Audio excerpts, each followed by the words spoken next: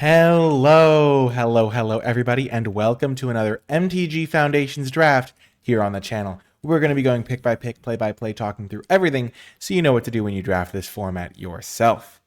Okie doke, let's see what rare we are working with. Our rare is Giada, Font of Hope, which is actually a pretty reasonable card because a 2-mana 2/2 flyer with Vigilance is already good. You don't need any other angels to make this good. And then if you get a card like Dazzling Angel, it actually does some good work. So this card's like just rock solid on its own. And the fact that you can sometimes put counters on your other creatures, like this a Dazzling Angel, which is another good card, is nice. There's also, in addition to Giada, so 2-mana 2/2 flyer with Vigilance, that's just a good card. There's Sunblessed Healer, which is nice as a 4-drop or 2-drop. Usually you want to play this as a 4-drop, though. That gets you some extra value with the kicker ability. So another nice white 2-drop. And then there's a Arbiter of Woe, which is a black 6-drop that I also really like. So there's a lot of good options in this pack. Those are the three main ones. If I was to take a common, I would take the Dazzling Angel. But I think Giada's a little bit better. I think Sunblessed Healer might be better than Giada, but I think I'm gonna stick with Giada. The flying is no joke. That's like a real asset, but I do like Sunblessed Healer. Okay, interesting. So we got the Giada, but there's an Alacia who laughs at fate in this pack, which is one of the better rares in the set. And the best white card in this pack is a Prideful Parent. So I think the discrepancy between those two cards is enough that I'm willing to take the Alacia here. There is also a Bake into a Pie, which is a good card. Billowing Shriek Mass, which honestly performs better than it looks like it would, because you get the threshold by the time you play this, especially with the Mill 3. Not when you play this, but if you play this in the mid game, it enables itself pretty well. And then Battlesong Berserker is also pretty good. So lots of good options here. But I'm going to take the Alacia. I'm willing to give up on the Giada if that doesn't work. But Alacia is a really, really good card. You don't have to attack with this for the trigger to work, so you can attack with something else. You can even like Suicide and Infestation Sage, and then if they block it, you play Alacia, get it back, things like that. If I was not taking the Alacia, I would take Bake into a Pie here. I think that card's pretty dang good. Battlesong Berserker, maybe that's a close pick between those two, actually. Maybe I would take Berserker. But Alacia, a nice pick. And now there's another Giada. Interesting. There's another Giada. There's also a Helpful Hunter. I don't really want to take a second Giada because it is a good card. 2-mana 2/2 Flying Vigilance. But if you draw both of them in your opening hand, it is pretty rough because it's legendary. And it's not like so exceptional that you really want to have one all the time because there's not a ton of angels running around. Here, Helpful Hunter would be a card to follow up the Giada. But I think I'm just going to take Stab because Stab goes with the Alacia. There is not really a red card in this pack because there's Firebrand Archer. So, interesting pick here between the Stab and the Helpful Hunter. Would I rather stick with Giada or with the Alacia? And I think I'd rather try to play the Alacia over the Giada, even though there's not a red card in this pack. It's totally reasonable to imagine like just an uncommon and like, yeah, I think there's 3 or 4 uncommons in each pack now. I'm okay taking a Stab though. And now this pack is honestly a little bit weak. The best card might be this Beastkin Ranger, because Beastkin Ranger just kind of does what you want. It's like a 3/3 that can attack. It plays well with, like, I don't know, just an aggressive draw, I guess, with Giada. This pack is pretty horrific, though. I could see myself taking Evolving Wilds here some percentage of the time. I think now is a fine chance to spec on the Beastkin Ranger, though. I don't like Macabre Waltz. I don't like a lot of these cards in general. I think Fleeting Distraction's okay. Evolving Wilds is a fine option, but I only really want to play like one. I don't love splashing in this format. It's not been something I've been super happy with. Alacia is a fine card to splash with, though. We'll just take the Ranger, see if it leads to anything. Now, there are some black cards. Zul Ashur lets you cast zombies. Plays well with Hungry Ghoul. There's also a Wary Thespian, which I don't want to really take. I'd rather avoid drafting green if I don't have a compelling reason to do so. I think Zul Ashur is fine. Hungry Ghoul is also fine. But if you take the Zul Ashur early, you can get a Hungry Ghoul later, and that's pretty nice. I don't think it's crazy or anything like that, though. And now there is a Ruby Daring Tracker. There's a Meteor Golem. I have not been super impressed with Meteor Golem simply because it's a lot of mana. 7 mana is a lot for a 3/3. I do kind of like the Snare Spinner. I think Beastkin Ranger's solid. Ruby's okay, though. It's kind of hard to get into red-green from here, I think. Black is not seeming too open. White has been cut off completely. So maybe red-green is where I'm supposed to end up if white and black are getting cut off a lot. But maybe black's open. I have not been seeing a lot of red cards. There's another Beastkin Ranger. I'm just going to take Ruby because it's the best card, and it still only picks 6. But this could end up being a little bit tricky as a draft. Okay, now there's an Infestation Sage. So maybe black is open, and the Ruby pick is kind of wasted. But I don't really mind that. Ruby was the best card in that pack. Ambush Wolf is fine. I could try to go like Ruby into Ambush Wolf as a curve out, beat down, draw. Oh, it's tricky because I could play red, black still. I've got the Alacia. I've got the Zulashur. I don't think Ambush Wolf is anything to write home about, so I'm just going to take the Sage. Red-black sacrifice is still a totally viable direction. Banner of Kinship, not really interested. Thrill of Possibility. Wind-scarred Crag. I don't think white is where I'm going to end up in this draft. But if I was to play white-black, having random gain lands could be helpful. I think I'm most likely to end up in red-black, and as such I will take Thrill of Possibility. There's also a Wildwood Scourge, but I don't think is particularly great. So we'll just take the Thrill. This is an interesting draft. Ooh, we got a Gorehorn Raider back. I like this card. I think it's good. Plays well with Infestation Sage, because this gives you either a creature you can suicide in or a chump blocker. So that works out. And we wield Billowing Shriekmass, eh? I'm not opposed to playing that card. Helps set up Zulashur, helps set up Alacia.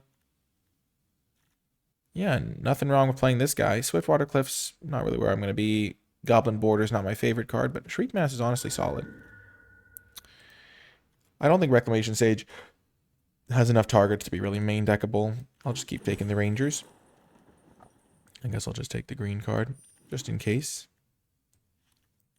Sometimes I'll take the... I mean, I'm never playing this card, I guess, but sometimes I'll take the cards that are not green to pass green stuff, but I could still be a red-green deck here if I open a really good green card pack too. And we do not get a really good green card. In fact, we get our best card is, I think, the Vampire Nighthawk, and I'm actually okay playing that. Red-black, we have 1, 2, 3, 4, 5, 6 cards for a red-black deck, so we'd have some work to do going into packs 2 and 3. Zulashur might have been better as the 2/2 sacrifice guy, because then I would be on my way to getting enough sack outlets to play the 4 mana steal something, sacrifice a guy, or well, hopefully sacrifice a guy. There's another Infestation Sage here. I don't love the Plunderer. Goblin Surprise isn't the best. Golem has just been kind of expensive, but Nighthawk is solid. Does what you need to do. Ooh, and then we get a Perforating Artist. Nice. So this is a zombie, so it goes well with the Zulashur. There are 2 zombies in black that you care about. There's the Soul Shackled zombie, and then there is the 2-drop guy, the ghoul that eats things. With 1 Zulashur already locked up, it kind of suffers from the same thing as Giada, where you don't really want to have 2 because they're kind of bad in multiples. And there's not even going to be that many zombies in the deck. But this guy's really nice if you can enable him, and we kind of already have some stuff to help enable that. So I like the Perforating Artist. And now we can get him eaten alive. We're seeing some green here. There's a Felling Blow. This is one of the angels in the set that go with Giada. There's a Felling Blow. There's also the Sower of Chaos, which can do some work. I think Eaten Alive is a pretty clear pick, though, for our red-black deck. Green could kind of still be on the menu, but with a Perforating Artist and an Alacia and a Gorehorn, I think we're fine playing the red, even though red has not been open from either direction, really, so far. And now we can take a Seeker's Folly, a nice little value card. Green is a little bit open, maybe. We'll just keep our ear to the ground. We have these 2 green cards that are kind of tricky on us that we're not going to put in our deck pretty much no matter what. So most of our cards are black. We're not going to play white here. White has not been open. And we're not going to switch into blue pack 2 because blue wasn't open pack 1. I think for now we're just going to be fine with this. We're not going to play red-green, I don't think. I think red-black is where we're going to end up. It's got our best card in it. Sure, red's not open, but It's kind of tricky figuring out what is open because white certainly didn't feel open. Black felt open, green felt open. I don't remember blue feeling particularly open either. But I like Seeker's Folly. And another Vampire Nighthawk. Sign me up. I like that. So getting another 2 Nighthawks. This makes me really want to bias towards black. So maybe play 9 or even 10 black sources. So if I had an Evolving Wilds, I'd go 9, 7 Evolving Wilds with this current situation. But Nighthawk is really nice. Big fan of that guy. And now we get a Strongbox Raider. This card plays great with Nighthawk because Nighthawk always wants to be attacking to get that lifelink. Though it can play defense thanks to Death Touch. Double red is a little bit tricky on the mana base, but we will make do. Power level definitely does a lot there. And here I think we will just commit to playing our red-black deck. It's a strong archetype. It's a deep archetype. What we're trying to fill in here, some zombies for the Zula Shore would be nice. We might even wheel that 4-drop one. Our creature count is looking pretty good. We have 8 creatures. We have four non-creatures, 2 of which are removal spells, 1 of which is a nice little value card. So that works out. We get a Fake Your Own Death or an Evolving Wilds. So Fake Your Own Death plays well with Alacia, the Strongbox Raider, the Gorehorn. I'm going to take the Evolving Wilds. Again, sometimes you have to know when to take a card that's replacement level. So Fake Your Own Death is going to be good in my deck. But I only really want to play 1 copy of this card tops. And I think an Evolving Wild makes my deck actually significantly better because casting double black 3-drops is not actually as easy as you might think. So I really want to have 10 black sources if I can. But I also have double red 4-drops. So I really want to have 8 red sources if I can. And so for that reason, I think it's going to work out much better this way. I think my 5-drop of choice is going to be the Gorehorn Raider. So I don't really need to prioritize other 5-drops. There isn't a Fake Your Own Death, but again, I don't really need to prioritize that. So I will just take Gorehorn Raider here. And now I get another Infestation Sage for if I get Sacrifice Shenanigans. Meteor Golem, again, a little bit expensive for what I'm looking for, but Infestation Sage is kind of my 1-drop of choice for these decks. I did get the Zombie back, that's perfect, so Zula Shore definitely going to get some value here. So things are really looking up for this deck. It's really coming together. There's another 4-drop. There's also a Felling Blow, but I'm not looking to splash here, especially because I have double black pips in this card. Like, don't forget, if you can't cast your spells, you're going to lose the game. It's just how the game works. And passing 3 green cards there, looks like from that direction green was open, but I don't have anything inspiring in my sideboard that's green even. Sower of Chaos is fine. I would love some ways. I mean, I have Thrill of Possibility as a way to get rid of extra lands. That's definitely helpful. I like having a couple of rummaging effects, so like a copy of the 5-mana removal spell in red. Lets me discard a card to draw a card. This card could be perfect. Macabre Waltz. These are the exact sort of cards that let you turn lands into spells in the late game, which I have found to be very important in this format. Now you might be thinking, oh, if you take the Rugged Highlands, you can splash green, but I really don't think this is a splashing deck with my double black, double red color pip requirements. And I'm just going to pass the green card because I've been passing green this entire pack. And we get a last pick at Blanchwood Armor. I'm going to put Macabre Waltz back in for now. So you have 2 cards that help us deal with flooding out, which is really perfect. I'm not really interested in a 3rd Infestation Sage. It just tends not to work out great. This is actually a really poor pack for us to open. This rare is pretty solid, but it's not something we can use. It's not our color. Midnight Snack's not a card I like. The card I'm going to take is the Infestation Sage. I really do like the Elvish Regrower too. We're not going to play it, I don't think, though. 3 copies of this card is a lot when you don't have other really good synergies to go with it. I might have to play it if I don't get 2-drops, but I have a whole pack to get 2-drops. And I have, this is a land, so I need to get 5 playables in this pack. I'm going to be able to get 5 playables. It's going to work out for me here. So far, the Zula Shore over the Sacrifice guy is not working out great. We do have the 1 zombie, but it's not a crazy situation to find ourselves in. I don't understand how I can't have a pack if I didn't make a pick early. So like everyone should have the same timer to start with, and yet it does not work that way. You would think. I like I'm just, how could they did I actually drag it into my pile of cards early? Like I thought I just waited for the timer to expire. I guess maybe not. Cuz that's a little bit odd, you might say. Still, no harm, no foul. Everything's chilling in the neighborhood.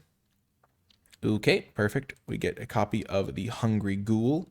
Just what we were looking for. We really wanted this card. It plays great with the Infestation Sage, and it plays great with Zula Shore. So Zula Shore with 2 zombies is pretty much a great spot to be in. And we have 2 zombies, the Soul Shackled and the Hungry Ghoul. We would play any number of Hungry Ghouls in this deck, I think. But now I'm feeling good about the Zula Shore pick. It's like a gamble pick. So we do have some vampires with the Vampire Nighthawk. I don't really want to take the Stromkirk Blood Thief, though. I really think I need this Hungry Ghoul. But this card is good with the Nighthawk, because you can just grow your vampires. I might be able to wheel it, though. I have wheeled that card before, and I really need a 2-drop for my curve. I already have 4 3-drops, so I'm just going to be greedy on that one. Perfect. We get another vampire here. This card is perfect with the Infestation Sages. The more cards I'm getting that play well with the Infestation Sages, the more likely I am to just play all 3. There is another Eaten Alive. My removal suite is a little bit lackluster.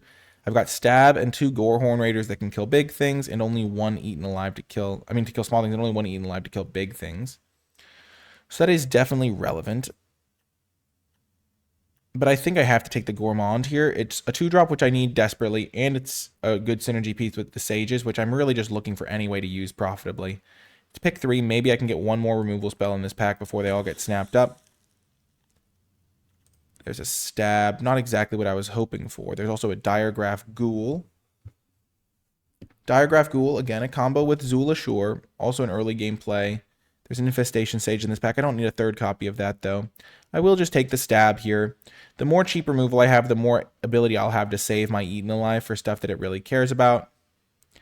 But I am a little bit... I do wish this was a bake into a pie. Not that it would necessarily have gotten to me pick 4 if it was bake into a pie. But that's just something to keep in mind. Just Diregraph Ghoul. I think I have enough creatures. 16 creatures. Yeah, I can afford to have another removal spell here. And now there's another Stab. We can deal with small creatures for days. Our Eaten Alive is going to be premium. Maybe I had to take Eaten Alive over the Gourmand. But then again, the Gourmand can like single-handedly win me a game almost.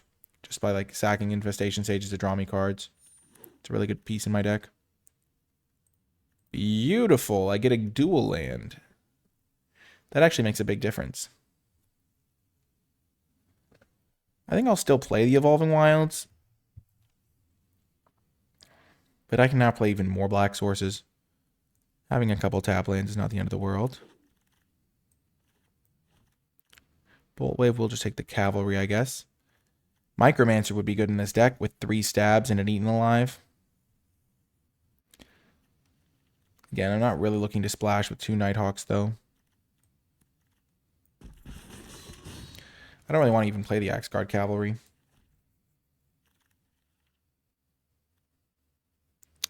Firebrand, I'm going to take a Thrill of Possibility here over Pilfer as well. I don't love Pilfer. The problem is if you top deck it in the mid game when they have nothing in hand, it's a dead card. Thrill helps me get rid of extra lands, which I will need in this build. I don't need too many 1-drops. I might not even play all the Infestation Sages that I have. And you can't, because you can run out of stuff to do if you play too many 1-drops. The black card's wheeled. Take an uncommon for the collection. So this is currently a list of 24 cards. If I'm including the 2 lands in this build. So I could either play an extra land. Oh, baby, we got the Stromkirk Blood Thief back. Nice. So we are a little bit light on kill spells for big things. It's definitely a weakness. Vampire. Yeah, I don't think we want this. Though it does play pretty decently with Stab, because you can take down 3 toughness things with that. There's another Infestation Sage. I'll take it, but I'm not going to play it. Wow, I guess if I'd gotten the Micromancer, I could have been crazy ambitious and tried to splash it. So the one pick I'm thinking about mostly now is the Eaten Alive versus the Vampire Gourmand. But I think the Gourmand is going to be pretty okay in this deck. So right off the bat, I'm going to cut an Infestation Sage. I don't need more than 2 copies of this. I already have 3 Stabs to take down early things. I don't think I need the Siphoner either, though it is a combo with the Stromkirk Blood Thief. I will just stick with my other vampire synergies with the Gourmand. So I have Waltz and Thrill. 2 copies of Thrill, in fact. Do I have any really bad cards? I don't really think so. My cards are all pretty reasonably high card quality. Sower of Chaos gives me a way to spend my mana in the late game as well. Maybe I only play 1 Thrill of Possibility. And then my deck is very heavily black card oriented. So if I go like this, that gives me a lot of black sources and 8 red sources still. This card might be harder to cast, but I'll be able to reliably play the Vampire Nighthawk, which I really do care about. And I think I'm going to run it like this for starters. This is going to be my build. I'll see you folks in the games. Before I get to the games, I want to give a huge shout out to all of the patrons who support my channel at patreon.com/NicolaiBolas. If you've been enjoying my videos, finding them helpful, and that they're maybe helping you win more games at your FNM or things like that, and you'd like to give back to the channel so I can make more high-quality videos on a consistent basis, then the Patreon is the best way to do so. You gain access to bonus strategy resources like my card-by-card tier list and my format thoughts document, and you're also helping the channel grow and thrive. If you are interested, there's also a credits tier. So huge shout out to all of the patrons who support me at the credits level. It makes a big difference. Without further ado though, let's get to the games. Welcome to round 1. I'm really happy with this opener. Stab can take care of their early plays, and then I have 2 flyers, a little bit of value. This is where I'm happy to have as many black sources as possible. Beautiful. So there's some argument to playing a black card so they don't know red is coming. But, okay, I think I will just kill that now. I don't want to take 3 damage for no reason. Prideful Parent, sure. Vampire Nighthawk definitely lines up well against that. And this does, I mean, Perforating Artist is just good when you're attacking with a Nighthawk every turn. They probably have a kill spell for this, but they'd have to bake it into a pie. Dazzling Angel cannot block it. Okay. We will attack. Do we want to play this or the Artist? I think I want to play the Artist. It's not the most mana efficient play. But if I play the 5-2, I can't actually do a lot as a follow-up because I can't block their creatures. This guy can't block their creatures either, so maybe I play this guy. I like the idea of starting to really hit them, but I think I'll just play this guy. It's more mana efficient, and it can block all their creatures for now. Okay.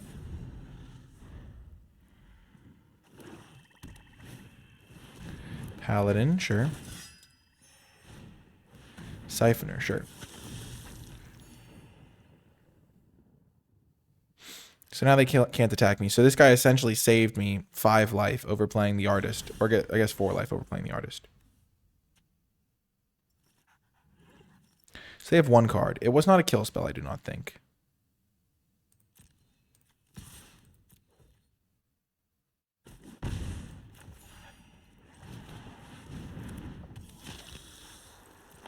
And I will put the counter onto the Blood Thief. They're already incentivized to kill the Nighthawk. Nighthawk can get a counter later. But now I can block this guy. I have 2 blockers that can block their ground game. Slightly punished here.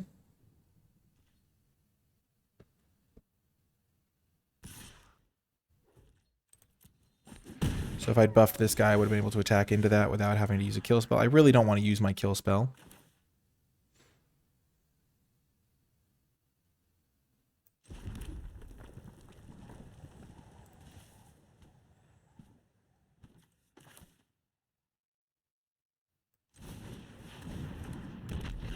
And we will pass. You want to save our kill spell for a little bit here. I could try to disrupt their engine here. This is definitely a powerful engine to assemble. So now they get to 2 surveils.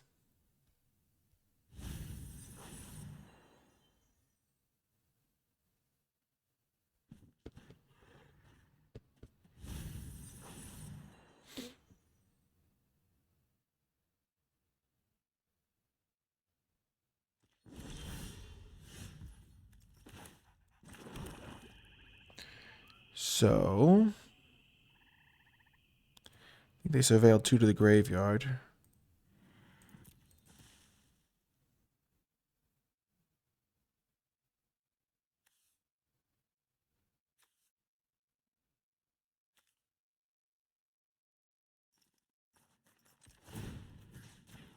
Can't block.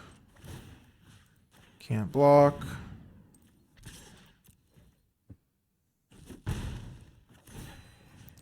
going to buff the Nighthawk now because now we can attack into them and force at least a 2-for-1. Healer's Hawk, okay.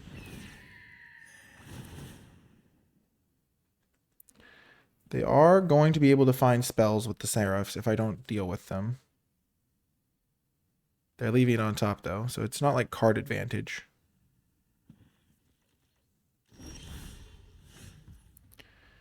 Okay.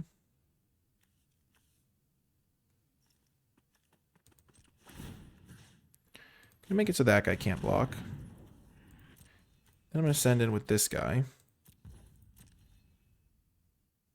Because I would rather trade it for 2 Seraphs or Seraph plus Dazzling Angel.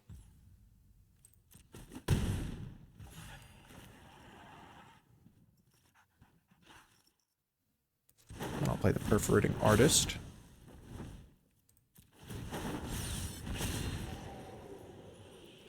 I will buff up the Nighthawk again, because then I don't have to deal with shrinking this guy.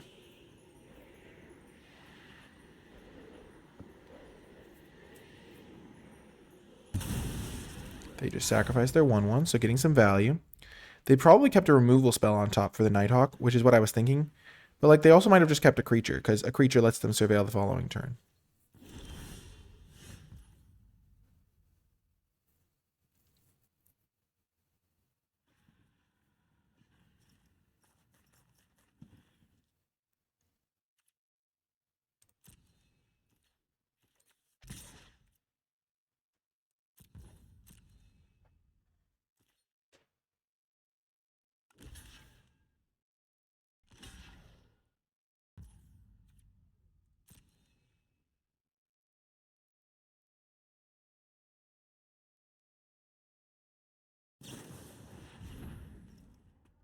Sure, so I just get to kill the other one. You know what I'm going to do here? I'm going to Thrill of Possibility discarding my Mountain, because if I draw a stab, my guy doesn't even die.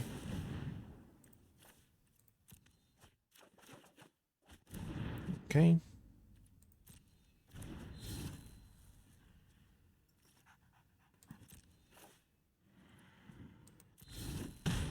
So it's still a 2-for-1.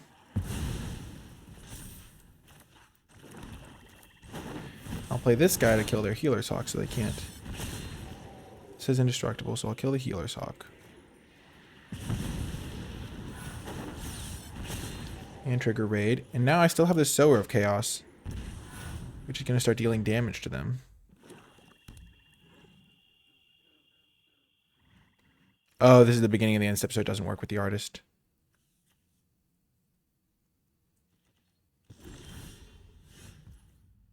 Okay. You might notice I'm being very conservative with this. This is the only one I've got. So if they play something big, I need to be able to kill it. Make it so this can't block. And then I will attack with this guy.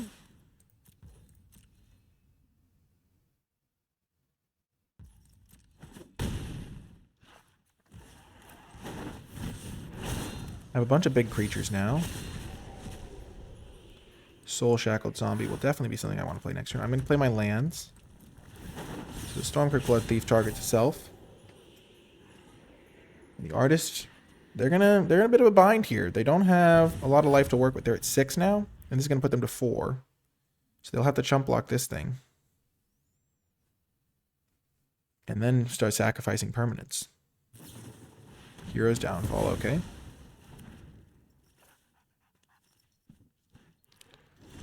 Perfect. Okay. So I'm definitely going to play this to start.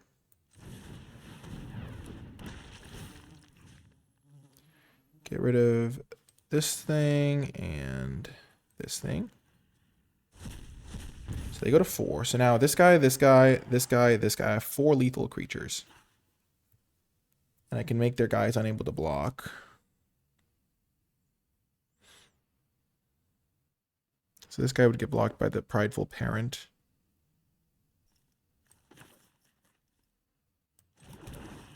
Four, 5, 6, 7, 8, 9. I think I want to attack with one thing so I can trigger this guy again.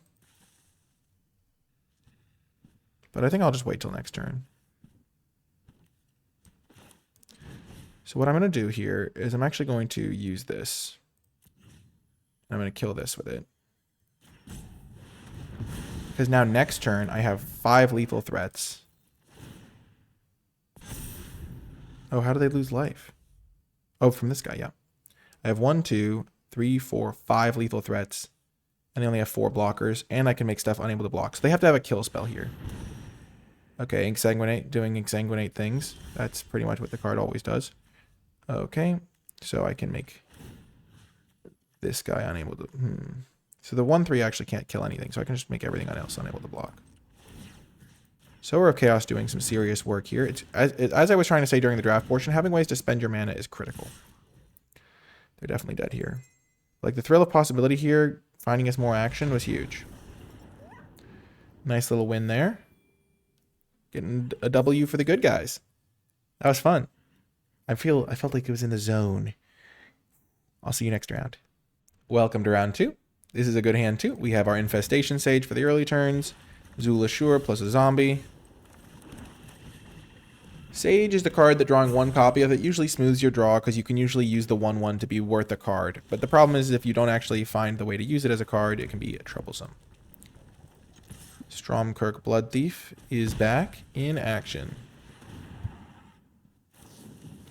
Cathar Commando. So now the Cathar Commando will be blanked by the Infestation Sage for the rest of the game. So it's essentially like a, not traded, but it's like trading. So here we go. They could have something here. But if they want to block, I'm okay with it. And I want to get my Stromkirk Blood Thief going. Get a little growing threat.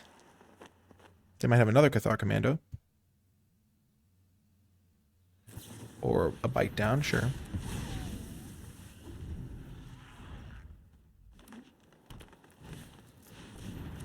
Dwinin, sure.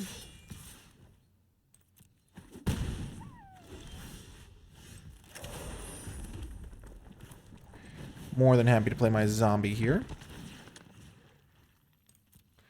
Definitely want to exile my creature to get the drain. Draining matters a lot. And now I hold my Infestation Sage back. They can no longer really attack with the Cathar Commando ever. I've got Gorehorn Raider, and this guy can be a free chump attack if I need to. But I don't really have an interest in killing the Cathar Commando with a Gorehorn Raider. I want to kill a 2 toughness thing, because this 1 toughness guy is kind of blanked. Nice. I think I get free attacks with this Soul Shackled zombie for a while. But they have 5 mana, so I am suspicious. If they kill it, though, they kill it.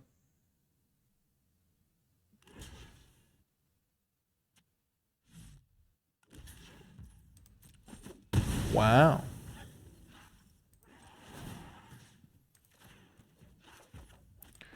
That's a little surprising. Like, I wonder what they would have that would make them want to do that. Like, I just got my guy back for free. They did nothing on their turn. So they might have a board wipe or something. Oh, they have another Dwinin. That's funny.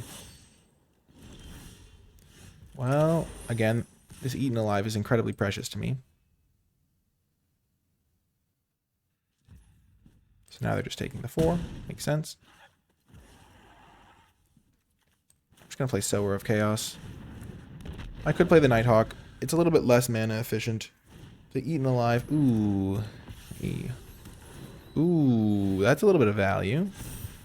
It's a little bit of sauce. I respect it. So now I get to do what I wanted to do before. I don't want to trade my Sower of Chaos for a Cathar Commando. But I'm still okay trading the zombie for it.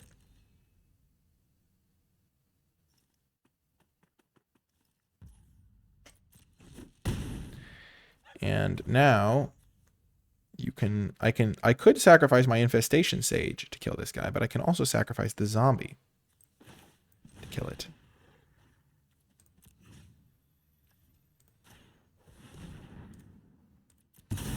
And then I get to replay the zombie. Now I don't get the value out of it because I don't get to exile a creature from a graveyard. But might as well keep my 1/1 intact for now. They're at 7. I have this guy which can deal 2 to them. I've got ways to make their guys unable to block. I draw one land, neither of their creatures can block. Sylvan Scavenging. That's pretty scary. That's a really good card. But I think I'm going to be able to take them down. Okay, so that's not perfect, but it's okay.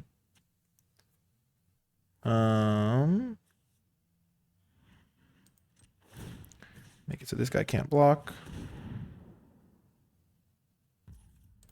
Go to combat. Attack with everybody.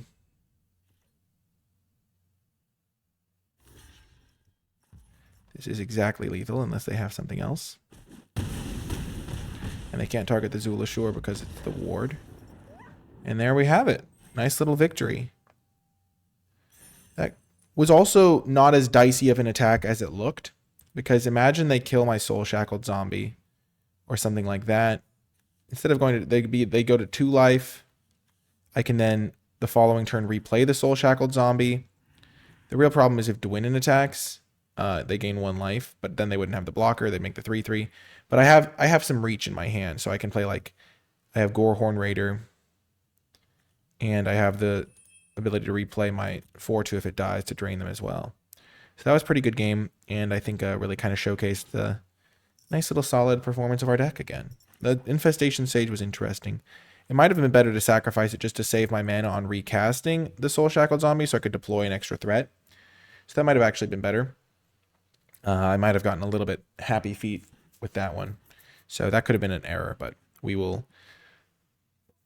Yeah, I think that was okay in the end. It worked out, but yeah, maybe a potential misplay. I could have just sacked this thing, played my Vampire Nighthawk instead of investing mana playing a 4/2 that I didn't need to when I have plenty to do already. So I think that's an error, but I'll improve it for next time, and we still got the win, so it was nice. And it's good to be able to showcase the cool plays you can make. But yeah, see you folks next round. Welcome to another round. This is a great hand. We have our Eaten Alive, so the most essential card in our deck almost, against another green-white deck. And we have our early game play, we have a stab, and then we have kind of a late game play with the Waltz. So we kind of have everything we need. This game is going to be about making sure we don't have to use our Eaten Alive improperly. Okay, we can get another swamp with this. Attack. I don't really care about them gaining life. I don't really care about me losing 1 life either. So I'd rather try to kill something that's a little bit bigger.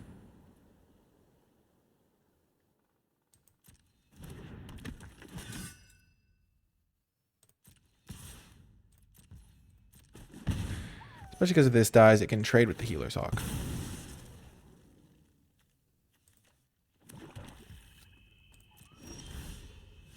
Beautiful. So we can combine this with Stab to kill both of their creatures.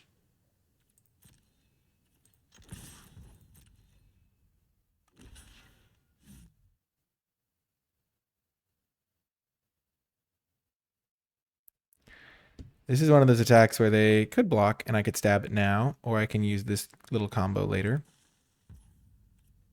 If they blocked, I would just Seeker's Folly to make them discard 2 cards.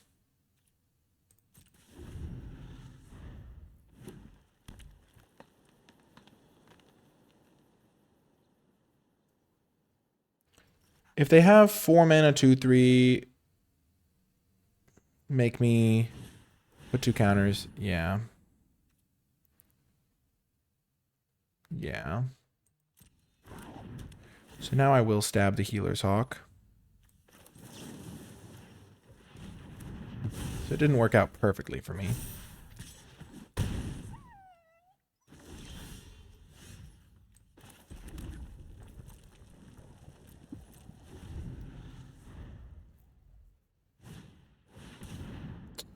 Interesting. This is going quite poorly, in fact. Yeah, that card's quite good in their deck.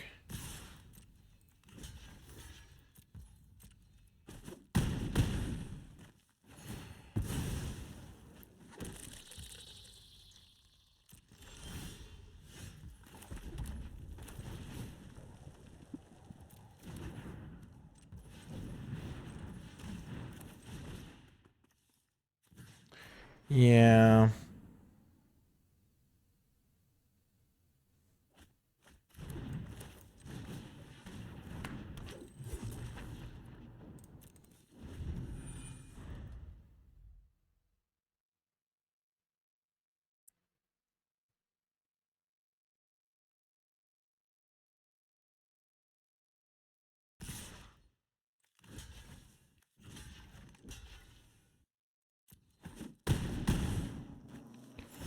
Yeah.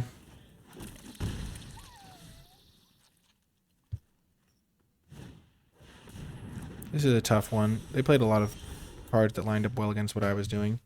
That's interesting, though.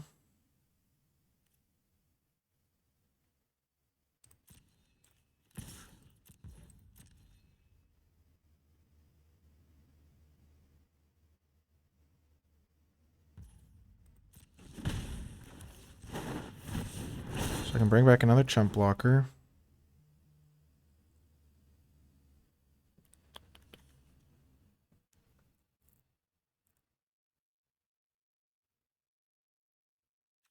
So I can chump block this thing with the Infestation Sage. Block their flyer, shrink it, go to 2.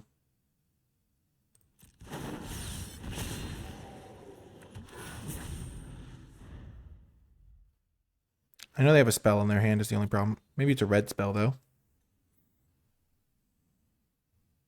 I have to imagine they... Yeah. Maybe they kept the Dazzling Angel. Yeah, there's no getting around that one.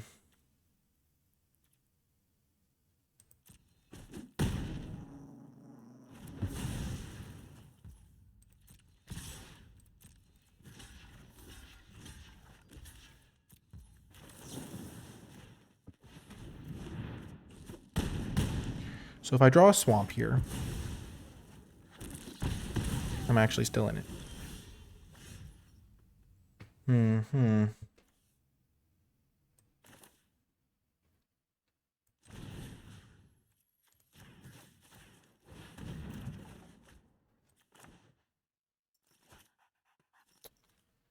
I can discard the Infestation Sage because I can't play it.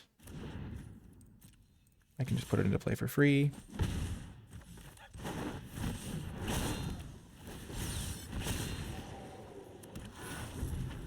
I'm still in it. Sure.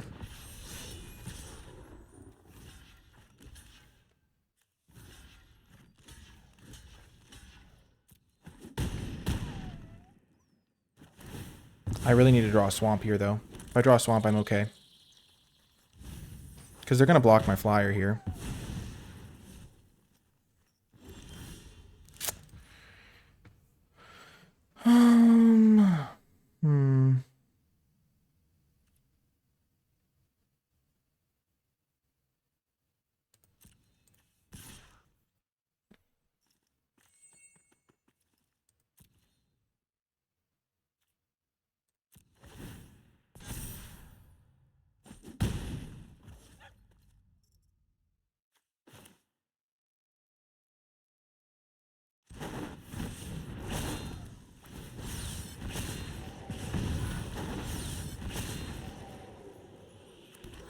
Gosh, I just need to draw one swamp. So I could use Eaten Alive and play something else in a turn. But now they can't attack with their Felidar Saviors. And I'm amassing an army of 1/1s.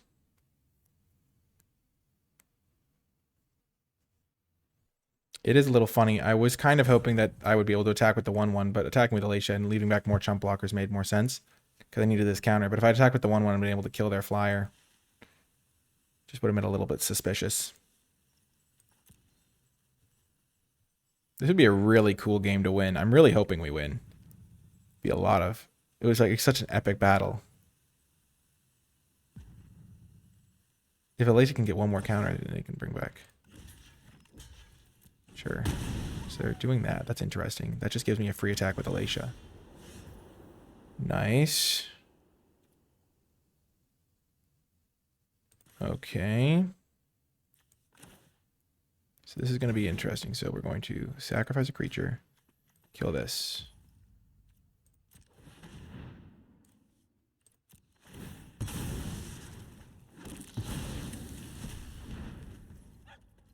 Go to combat. Attack with the Alatia.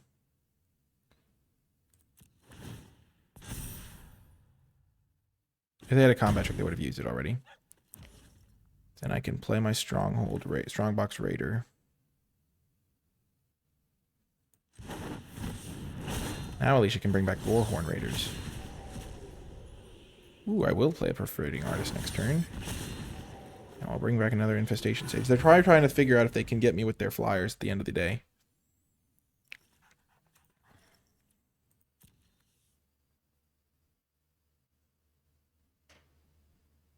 This is why you never surrender. I laugh at fate.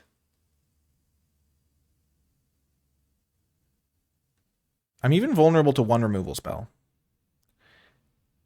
Like, this thing's going to kill me eventually if I don't draw stuff.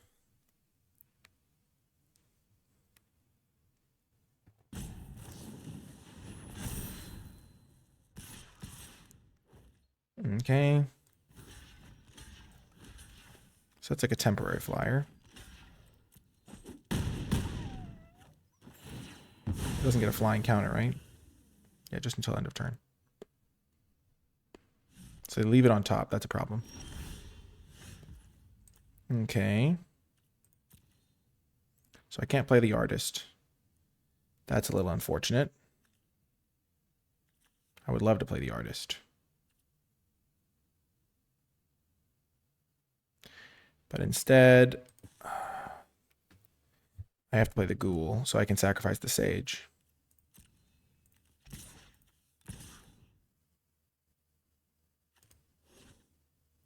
So I attack with Alacia.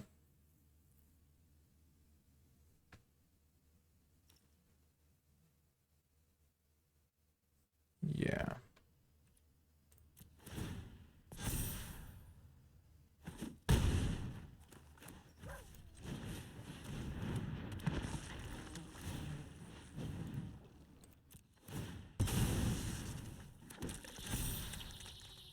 End turn. Bring back another sage. And I'm leaving up the mana to sacrifice it. Yep, that's a good card.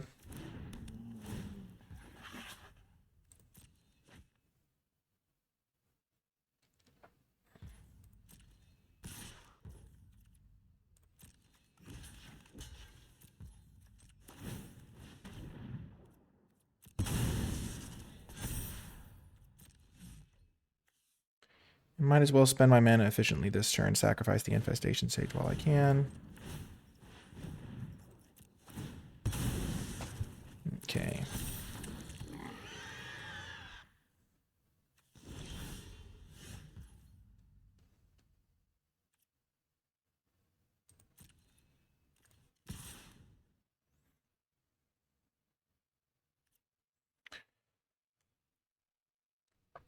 So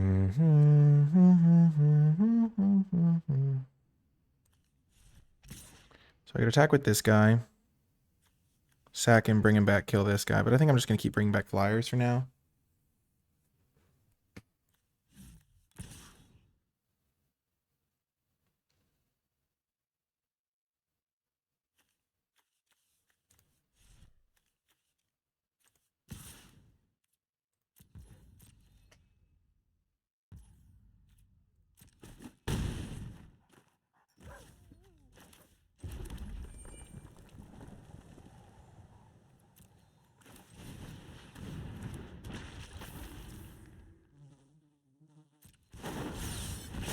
Just bring back another sage.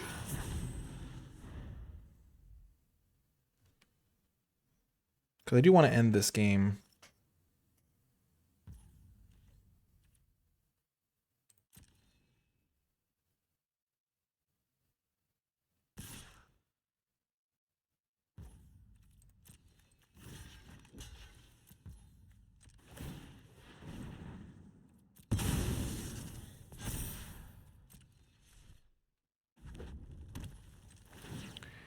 I feel like I'm in a winning spot, so I don't want to... Oh gosh, they could have a Burst Lightning now.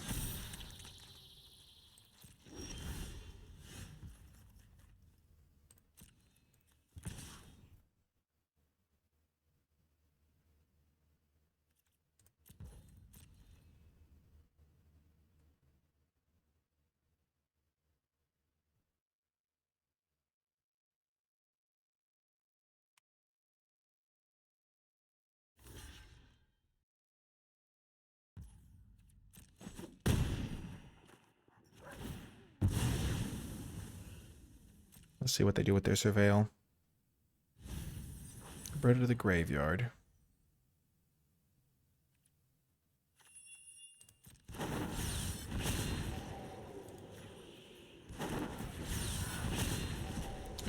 That is just what the doctor ordered.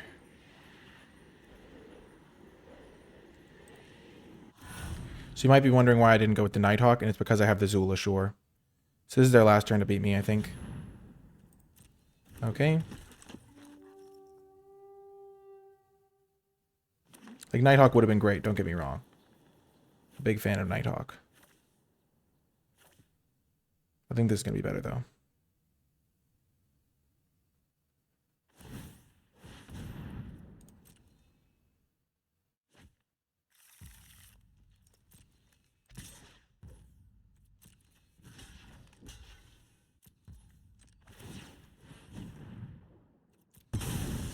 I would have loved a Nighthawk, don't get me wrong. It can block their guy, it can start chipping in.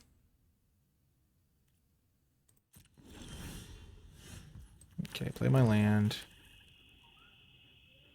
Play this. Drain them for 2 and get rid of that. I'm going to get rid of 1 creature at a time. Preserve my strength, my draining ability. Next to combat.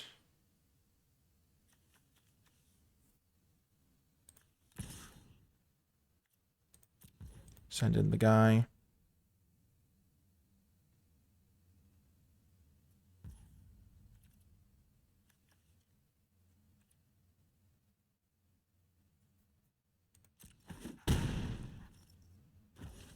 So now do I want to sacrifice the Soul Shackled Zombie now? Or just get back a Sage? I think I'll just get back a Sage for now.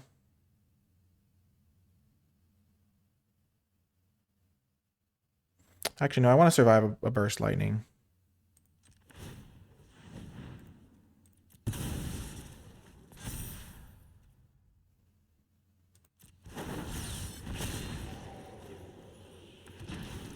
I guess this doesn't help me survive Burst Lightning anyway.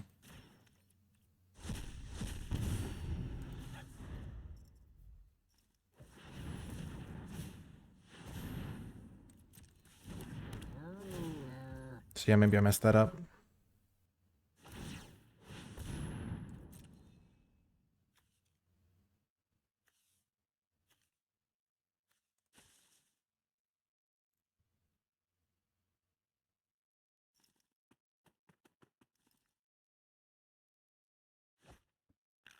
Another helpful hunter, wow.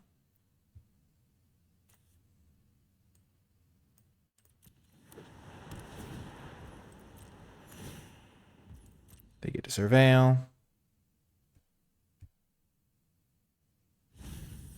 They get rid of a Healer's Hawk, wow. I would have kept that on top because they can get it with Squad Rallier.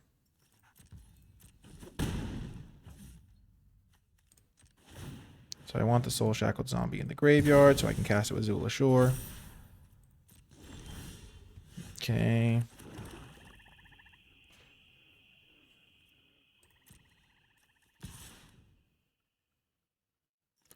Four, five, six. I think they'll chump this guy too. And they surveilled another creature in for my guy to get.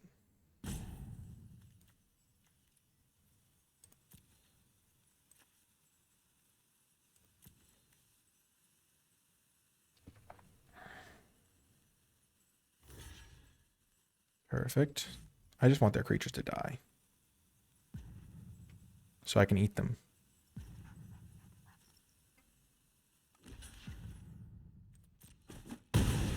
Okay.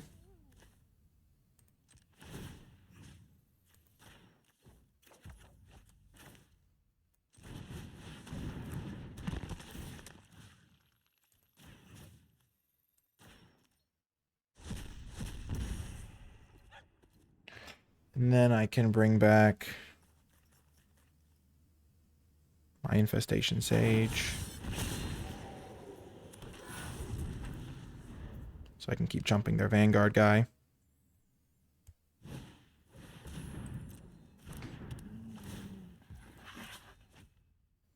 I'm still so toasted if they'd kill my Alacia, which is kind of annoying.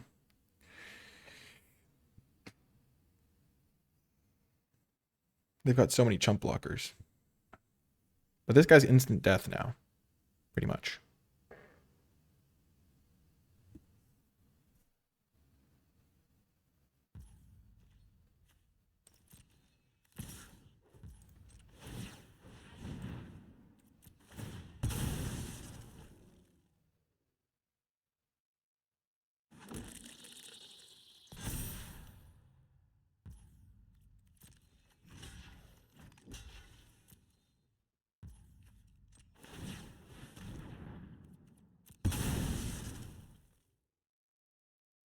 This game has had a lot of decisions, like, do I get my Strongbox Raider back over and over?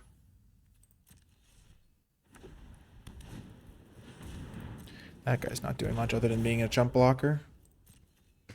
I'm trying to get out of range of Burst Lightning as fast as possible. This guy's already out of range of Burst Lightning.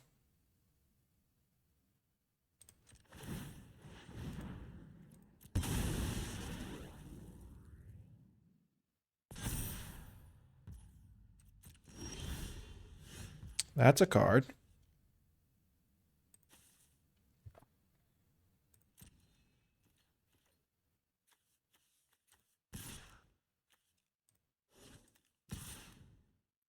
Four, five, six. Yeah. Might as well force the chump block.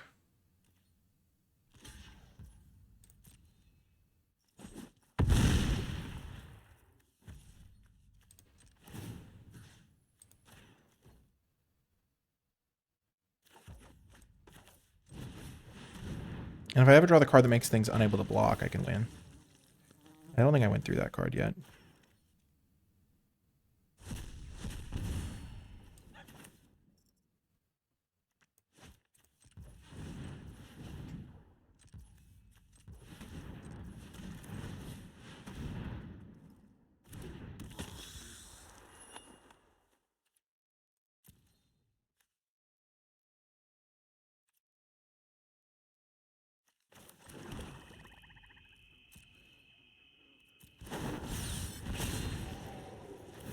Fixate, put a counter on my guy.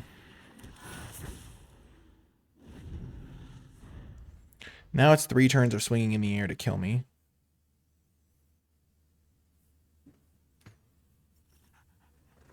I can't believe I'm still alive. Still, this has been a crazy game. What did I exile with my Eaten Alive? Oh yeah, I had to kill the Paladin that one turn. Or it felt like I had to kill the Paladin. Oh, man.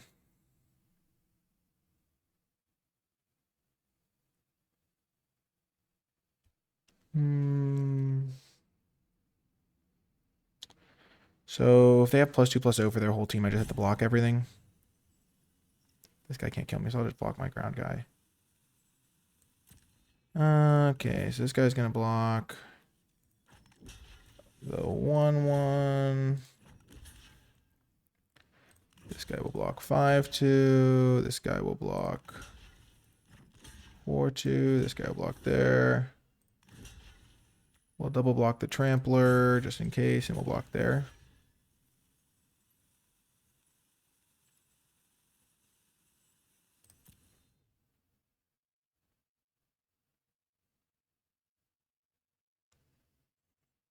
Mildly afraid of +2/+0.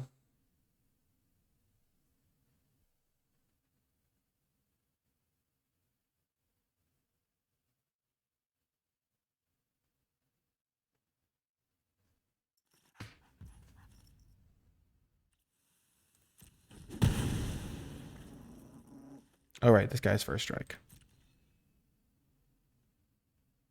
Do they have a board wipe of some kind?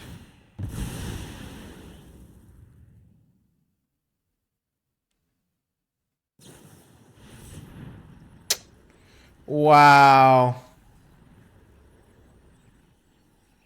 Oh my gosh. So I guess if I'd sacked the infestation stage and just blocked across the board, I would have been fine. Oh my gosh. That was probably a punt, honestly. I sack Infestation Sage, block across the board. I'm still alive against Burst Lightning. I don't know why I didn't play around Burst Lightning. I was playing around it the entire game. I should have thought, okay, I win if I untap. What can they have? So if I sacrifice my Infestation Sage, use that to block the 3/3 flyer. Yeah, because I was at 7, so the Truffle guy wasn't a huge issue. I just blocked it with my 4/4. I didn't need to double block that guy. So I could have blocked that guy with my 4/4. My 3/3 could have blocked their 2/1. My 1/1 flyer could have blocked their guy. Wow. After all that, I lost by making a silly mistake. Magic is hard. I was playing that game really well, and then I just dropped the ball at the very end. Oh my gosh, I was playing around it for so long too. Yeah, because if I just block their guy, their flyer, I'm chilling. I was trying to play around +2/+0, and I was like, oh, it doesn't matter. They can't kill me with +2/+0. But obviously they can kill me with... Oh my gosh, that was terrible. I'll see you folks next round, though. Welcome to the next round. I'm pretty embarrassed about that game. I literally played the entire game perfectly until the last second, and then I just dropped the ball for no reason. Because there's no they can't kill me with any card other than Burst Lightning. So there's no reason for me to do anything crazy.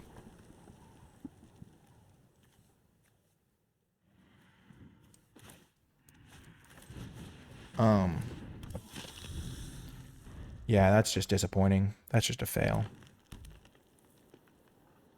Because I literally had been doing that the entire time, playing around Burst Lightning, and then the next turn it wouldn't matter because I have a synergy piece where it won't matter. Like I have my, first of all I'm going to untap and win, but I'm going to gain enough life. So obviously if they have the Burst Lightning, that's the turn they have to attack all out.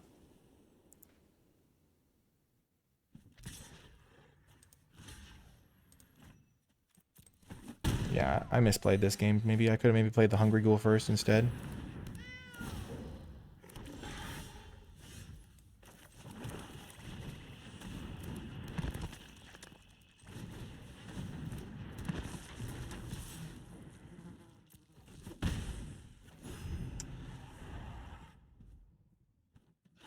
Oh, man.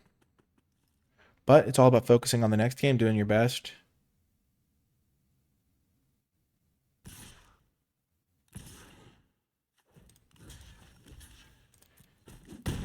Easy block.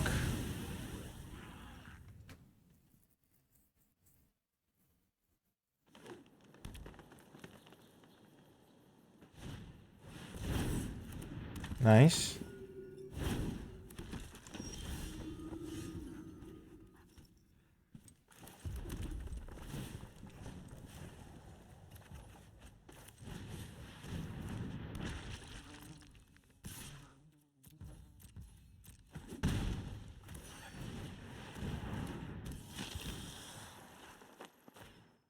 Buff up this guy because then next turn he can block the 3/1s. The 3/1s already kind of don't want to attack because I have my 2/2.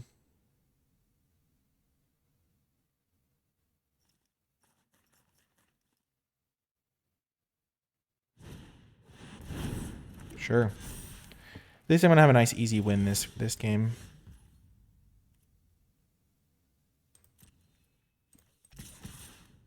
This is another vampire I can make unblockable.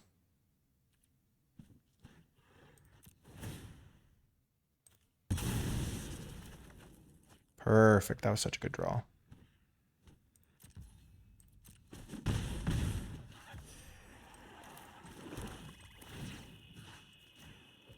Zool Asher has been pretty great.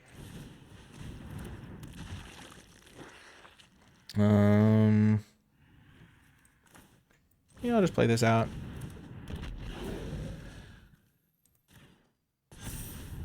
I could have buffed up the Gourmand or the Nighthawk there, but I think making this a 4/4 so it can deal with these guys is pretty good. Paladin, sure. Don't really care about Gnarlid Colony.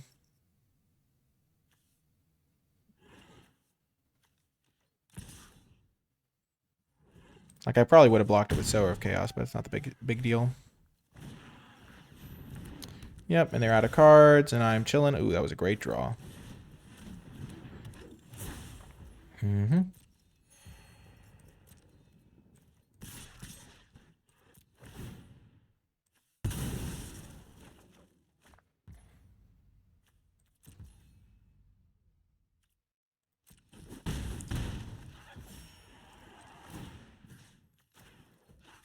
I'll just put one more counter on my guy. Why not? Now I can block their Gnarlid Colony too, and I have Stab up. Okay, that was probably going to have to die at some point.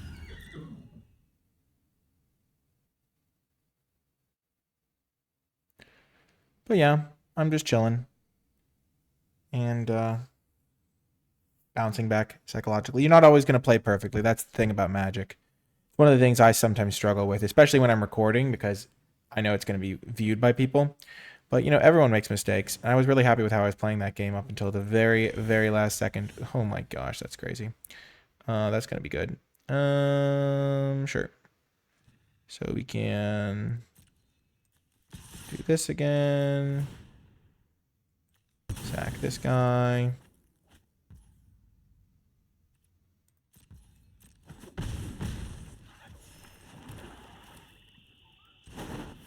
Play Malaysia.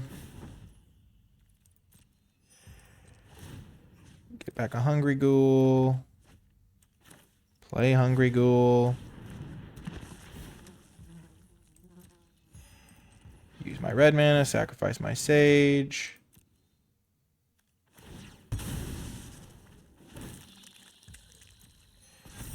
Bring back my Sage. So now that my guy's already as big as he needs to be, I'm just going to buff up my Vampire Nighthawk. Perfect. And I have Stab up to kill the Unicorn if necessary.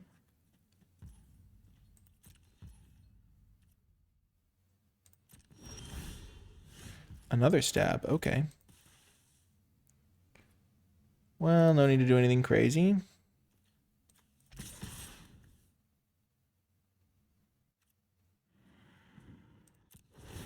I can just start sacrificing my individual Infestation Sage.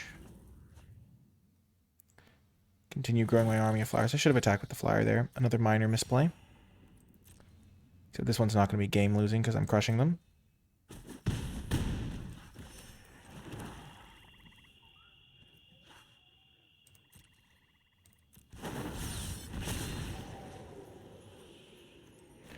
Keep buffing the Nighthawk.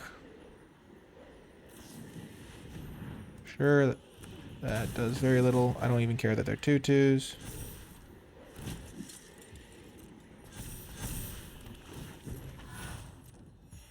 Not going to do much. I really just care about if they play like a flyer or something.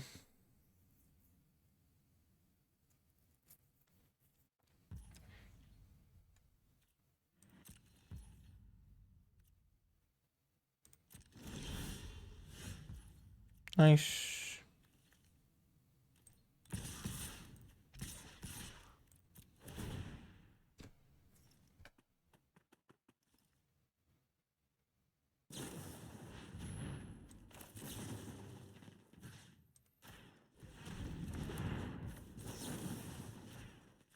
I'm really bad. I could have just used my Sower of Chaos. I'm just inting at this point. Inting is a League of Legends term for when you're basically not even trying anymore. And that was bad. Oh my gosh. I'm getting a little bit bailed out by the fact that I have such a great deck.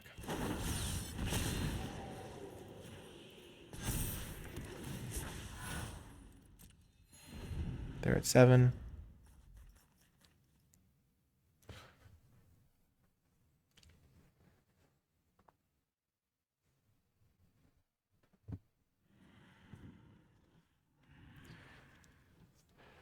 In an individual draft league, there's only certain games that you really... I mean, there's some games that you really care about winning, and there's some that you don't care as much about. And I've already lost the one that I cared about, so...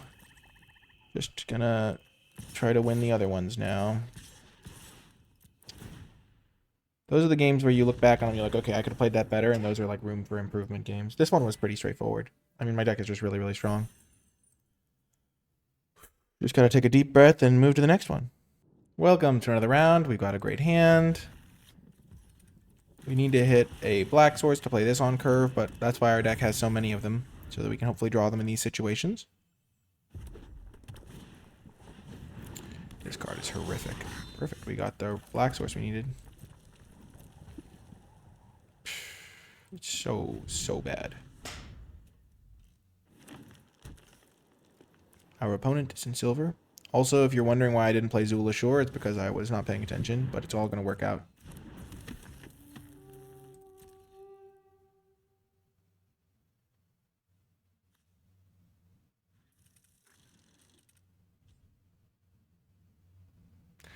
I should have killed this pre-combat, because now they get to use its mana to stop the infestation stage from blocking.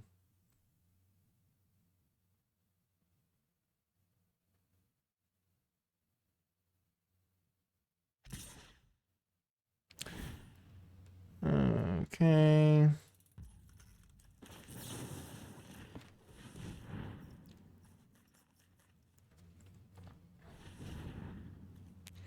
Yep. Oh man, it's funny because I feel like whenever I make a big misplay, my mind fixates on it, and then I have my viewers get to watch me deal with the trauma live. Not that it's like an extreme trauma, but like my mind is just like my mind is a crazy spot. Okay, well we're gonna play the Alacia.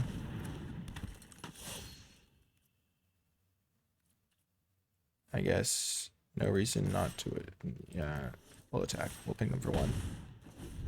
Gosh.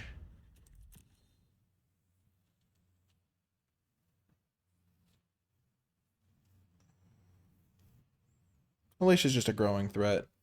They can kill it, but if they don't kill it, we're gonna win.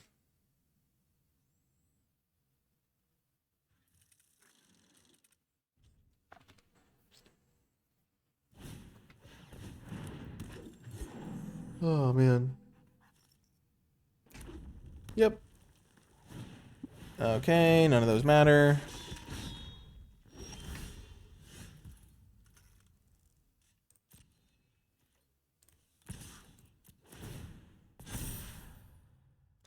Could have chipped in with this guy, but I'm going to hold him back for chump blocking. I keep just playing these like growing threats.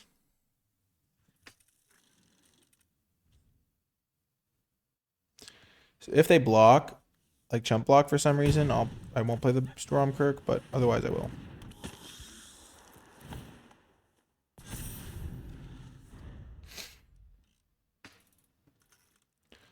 Then I can put counters on the Nighthawk. They can play a 5-drop this turn.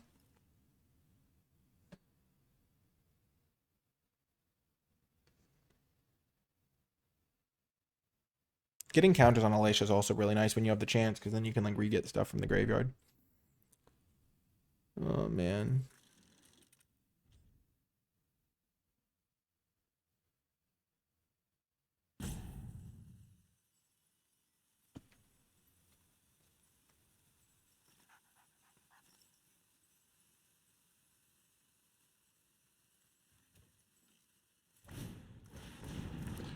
Okay, Scavenging Ooze. So that is going to be able to eat the ruby and make my Alacia a lot worse.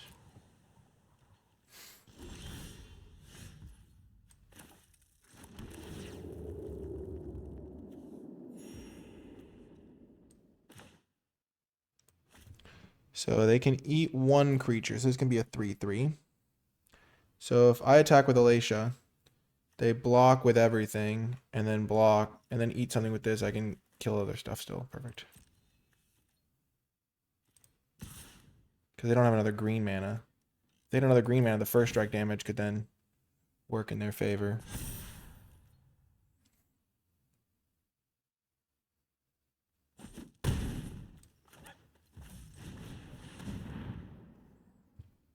And now, even if they do kill Alacia, a 3/4 Vampire Nighthawk with the Stormkirk synergy is probably going to win me the game anyway. But Scavenging Ooze can be a problem.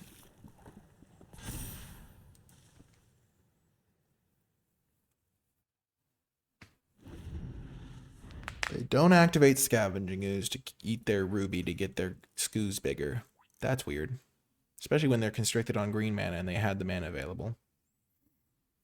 I do not understand. I do not understand, Sam I am.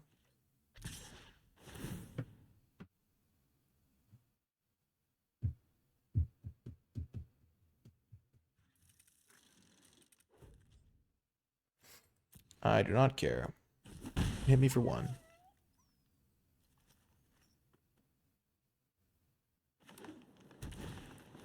Sure.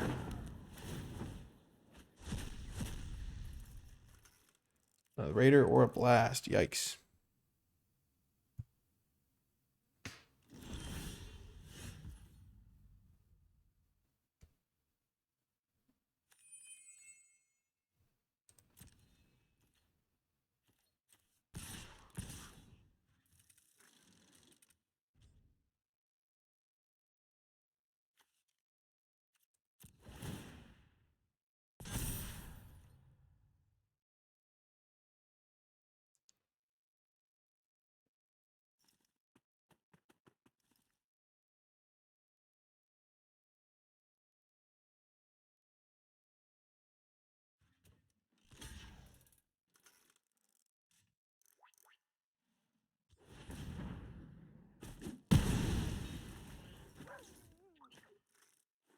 So they don't use scoos.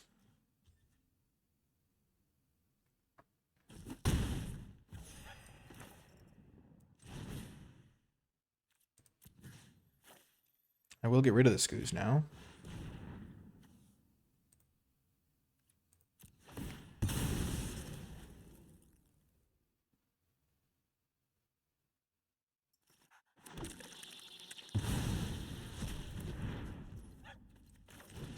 Then I get to buff up the Nighthawk. Either they kill Nighthawk or they kill Alacia. And if they kill Alacia, I get back Nighthawk. So I mean, if they kill Nighthawk, I get it back. So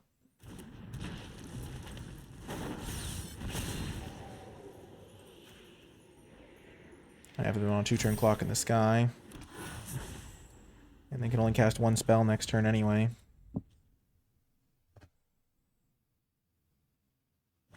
Yeah, they have to kill that. Hope the top deck another removal spell.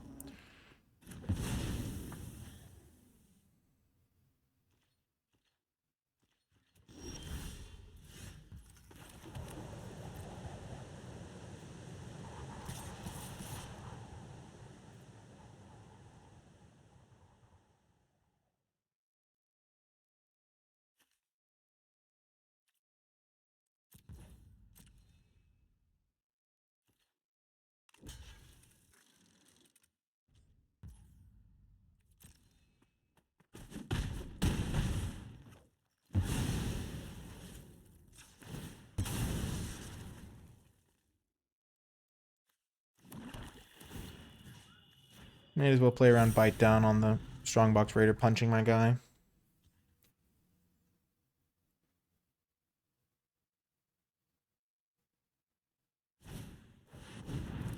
Spinner. Well, that's easy. Trade, chump.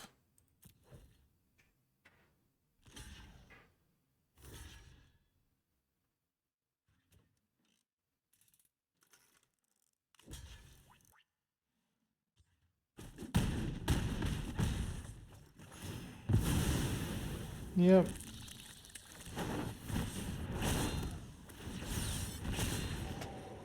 So now they have to kill all my creatures and gain life. Franco ain't gonna do it. Nice win. Feels good, feels good. I'm starting to calm down still. Still in my head. Burst lightning, burst lightning. Welcome to another round. On the draw, totally solid hand. If I draw a stab, it's good. If I draw a Vampire Nighthawk, it's exceptional. Even a land, the first one is not terrible. Alacia is obviously incredible on the play. I mean, even on the draw.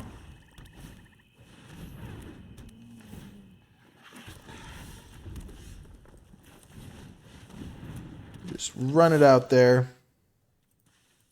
They probably have a kill spell because they're playing a black-white deck, which has a ton of kill spells. At least they didn't stab it. And I have a Macabre Waltz to get it back later, potentially.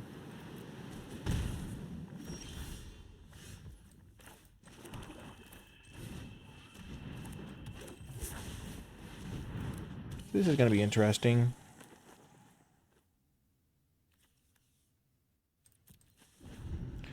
Don't really want to make that trade. I have a couple zombies in the deck. The Sage is definitely rumbling, though.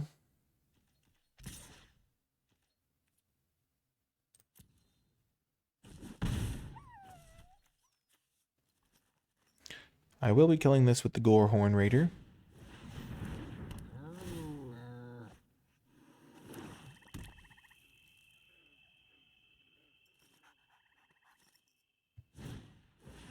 Siphoner, sure.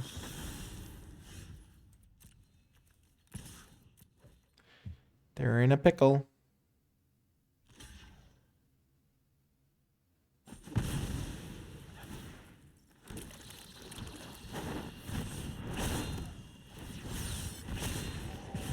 Kill that guy. Now I've got board dominance. This guy can attack with impunity. These guys can double block this guy. Yep, that's not going to work out for him.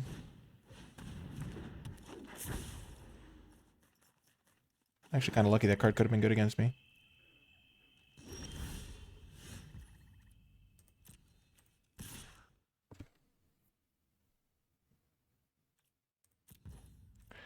No need to give them their infestation sage token.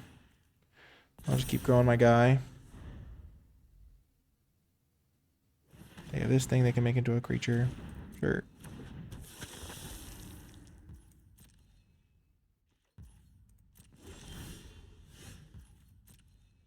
Another great draw. My deck is sick.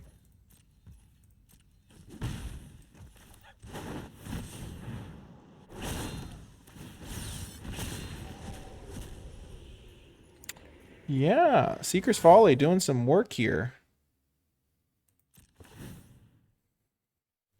Because it's going to shrink all their guys. And kill their 3/3. And enable some sweet attacks. Big win.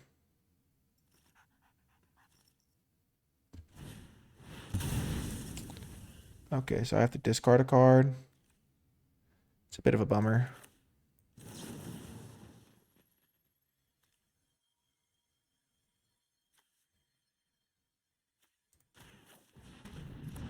I guess I'll kill that guy. I'm planning on just shrinking their stuff. Like this could just be a land that they just play. That's pretty good. Okay, so we'll give all your stuff minus. Yeah, we'll give all your stuff -1/-1. Kill those two things. Go to combat. Attack with these two guys.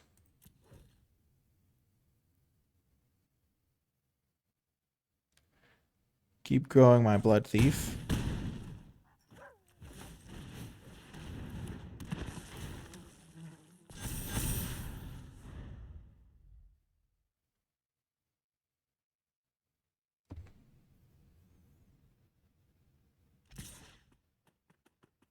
Wow, they're attacking? That's a shock.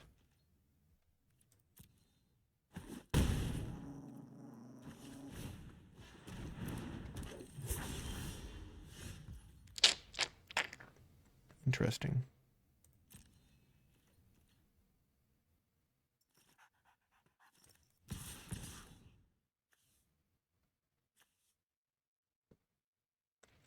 So this needs to get to 6 power.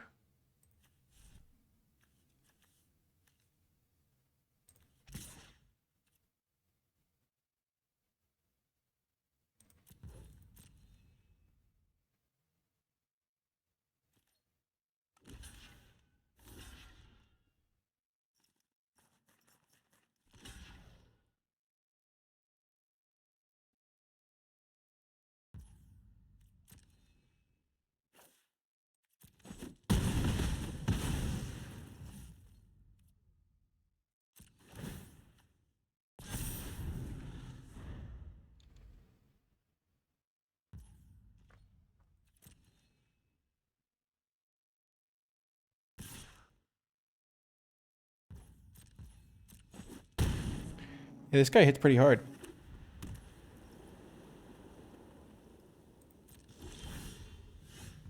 That's a great draw.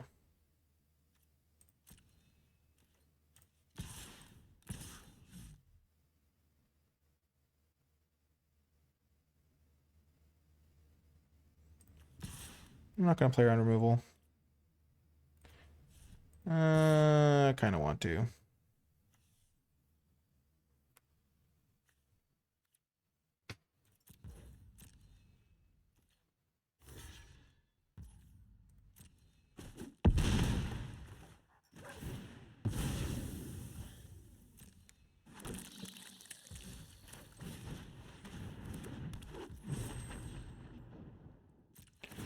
I messed that up. I should have played this guy pre-combat so I could attack with the Hungry Ghoul too. Hungry, hungry hippo.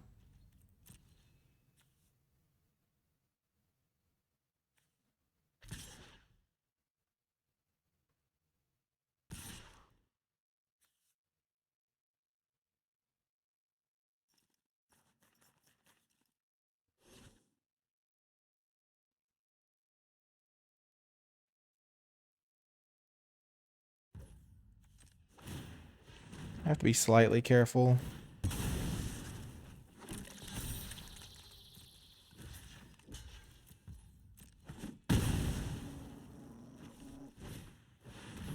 Oh gosh, no! That card's so broken.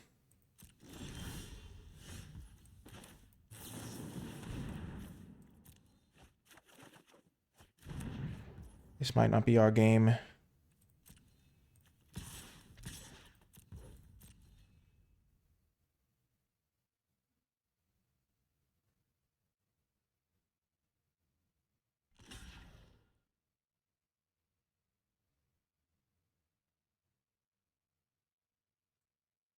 So you go to 13.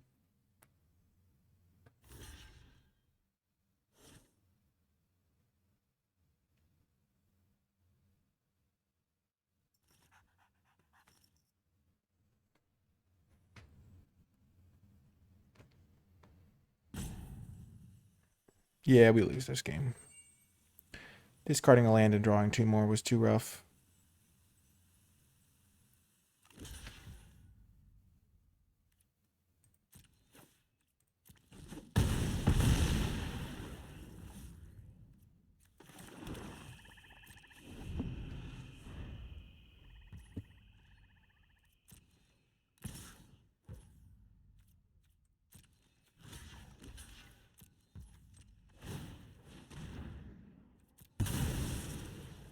Did I forget to sack it to the guy last turn? Or was I tapped out?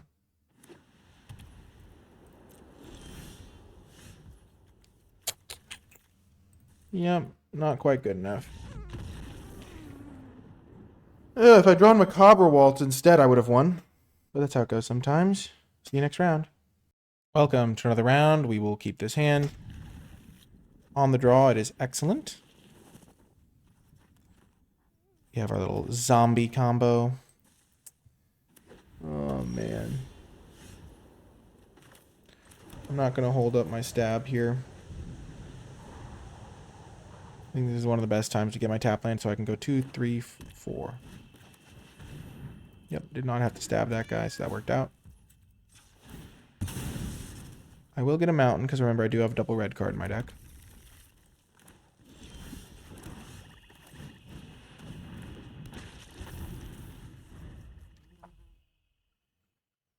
White, black.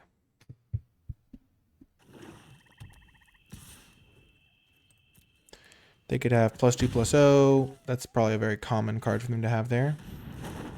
That's also a reasonable card. I don't really want to trade here. Especially not now.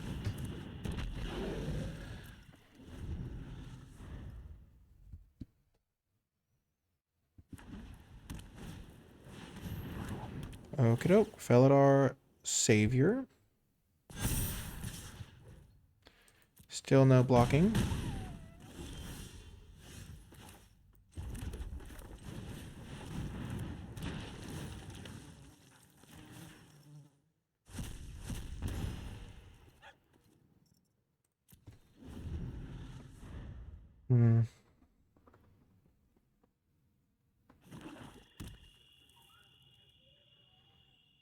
Now they either have to kill the Zola Ashore or...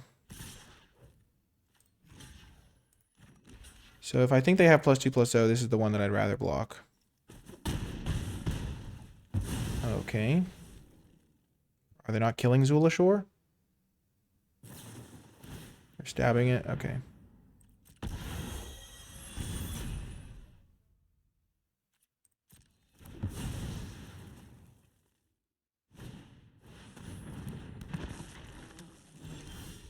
Interesting.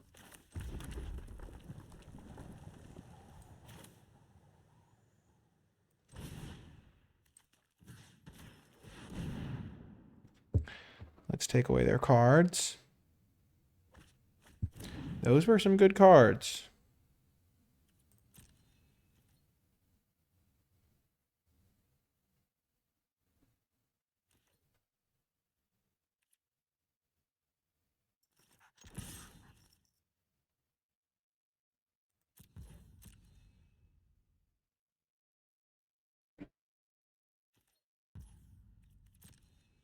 That was a bit of a gamble block. I mean, attack. In retrospect, I should not have attacked, but I feel like I'm hitting them for a lot. The problem is I can block this guy and then stab it if they sack something to it. And now I'm taking 6 for no reason.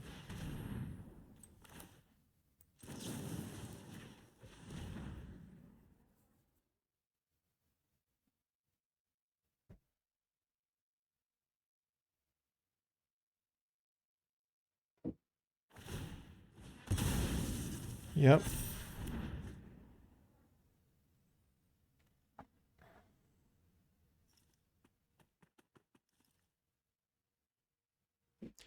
Warhorn Raider is just a 4/4, which is a solid body. Wow, they're attacking me still? That's insane. Knowing that I have Stromkirk, also that was an insane draw.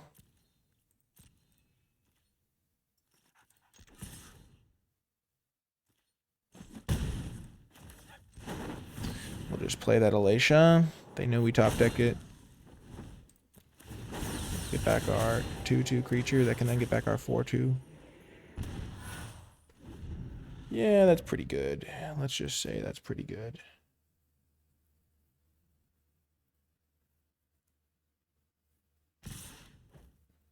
Yeah, I'll go to 4. If they have +2/+2 for all their cats, I accept defeat. Oh gosh. It's kind of like +2/+2 for all their cats. Well, I have to attack with something.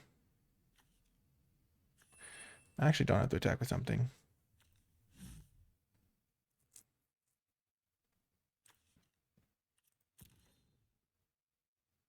Yeah, I do. I have to pressure them.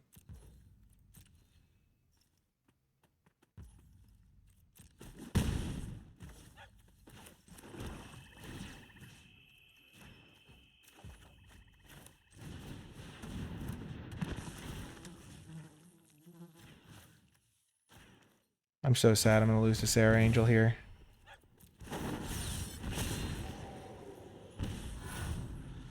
They're at 2. Maybe I will be able to win this. Their Felidar Savior's a problem, though.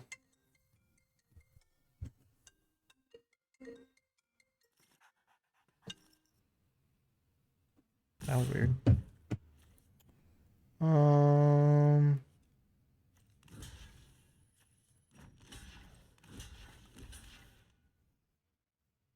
So if I block like this, they lose their sack guy, I lose my guy.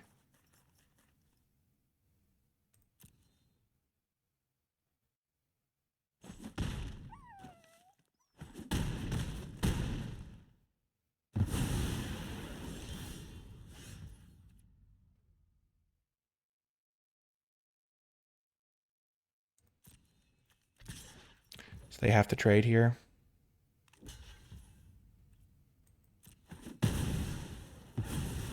Thank goodness.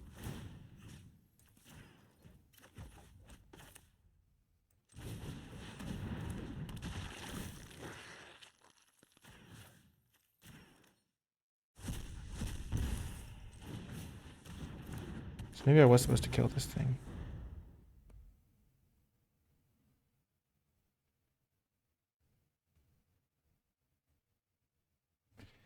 I just killed their lifelink guy instead of their... If I just jumped backwards.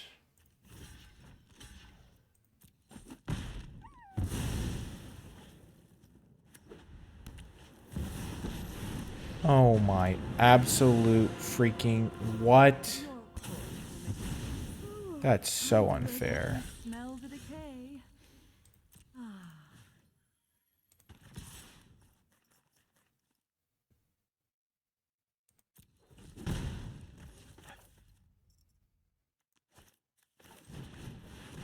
Let's hope this is good enough. If they don't find a kill spell, it is.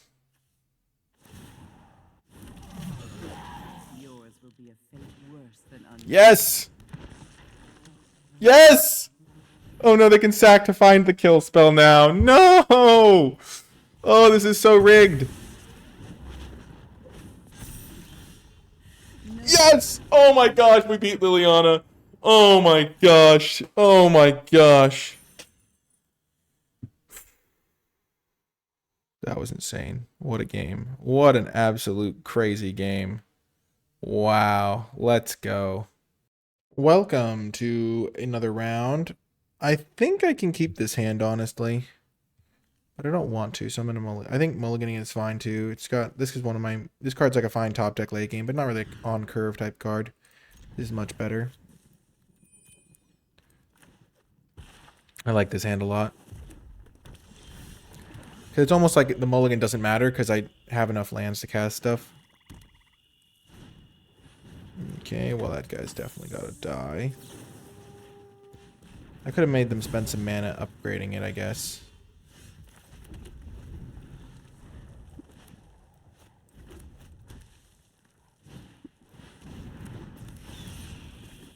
Well, Flamewake Phoenix. Say hello to your old buddy Vampire Nighthawk.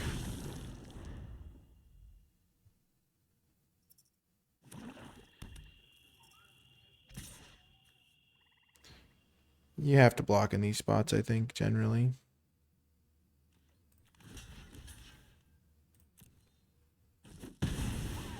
Sure, they could have Burst Lightning or Stab now. They could also have that, and then I'm in good shape. Whoa.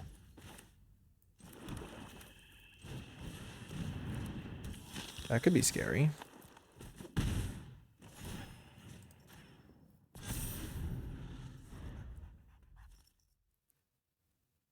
If my Vampire Nighthawk dies, I'm toast.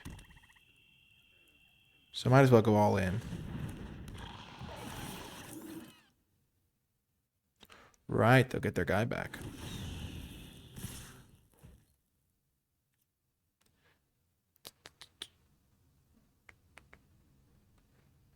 Yeah, I'll keep putting counters on the Nighthawk. I could have traded this off. That's a good draw.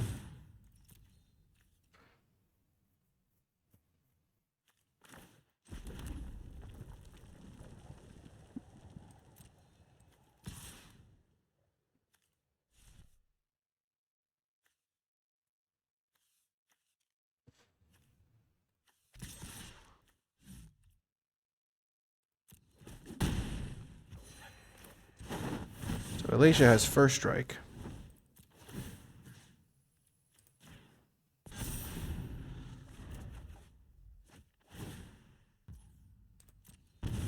This card's not the best against this scrawling crawler.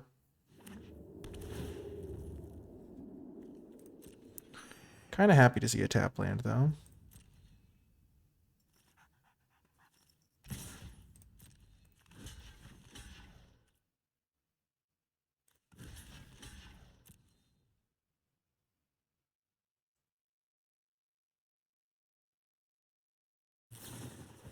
Sure. Alicia still lives. And Alicia can bring back the Stormcrypt Blood thing. Tiny Bones, interesting.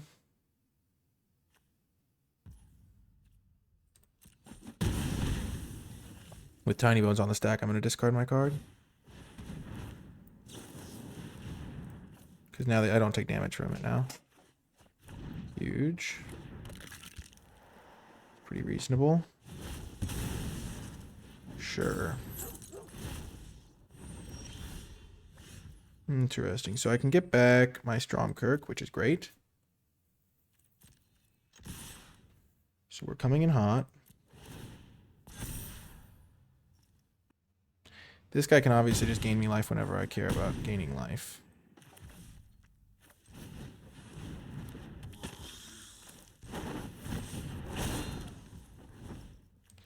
I'll actually get rid of a swamp from the deck. I'll thin a little bit.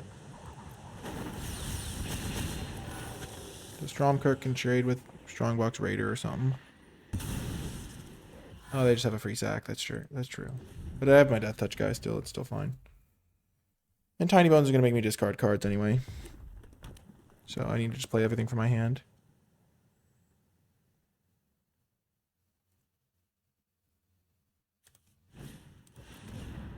They get 3 tapped 1/1s. Okay.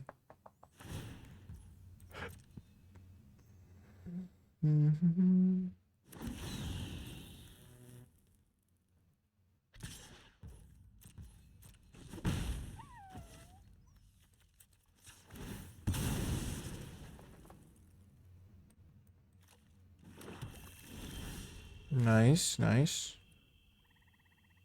I'm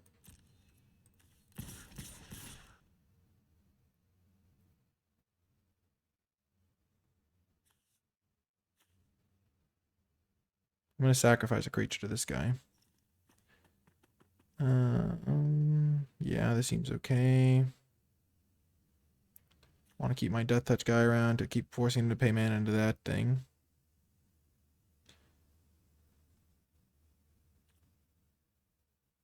I'm actually going to sack the Perforating Artist.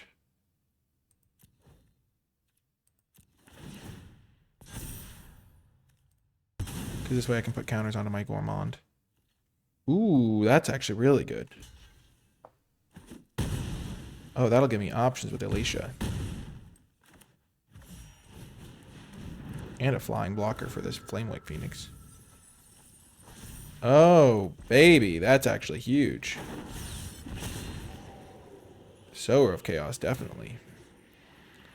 And Gourmand is getting a counter now, so we have an extra lethal guy. Oh my gosh. Reek Mass. Doing the work. Please don't kill all my guys. Please don't kill all my guys. Oh, thank goodness. Huge. If I had like the -13 for everything, I'd be like, no. Or like, not -13. Like, make each player sacrifice 13 creatures. Okay. This is 6. And if they +2/+0, that's 4, 5, 6, 7, 8, 9, 10, 11, 12, 13, 14, 15. Yep. As long as I block something, I'm chilling. Wow, what a great game. Come on, deck. You can get the trophy. Don't let me down. I know I let you down that one game. The burst lightning that will live rent-free in my head for some time. But carry me to the finals. I won't make you regret it. Let's go. See you folks there. Welcome. On the draw, we're going to keep this in the final round. We got early interaction. We got a thrill to find more lands. Got a couple Gorehorns. Maybe we'll get rid of one of them. We're against a green deck, so we're already favored, I think. Ooh, baby. Let's go. Every land is a gift here. All that we need. All you need is land.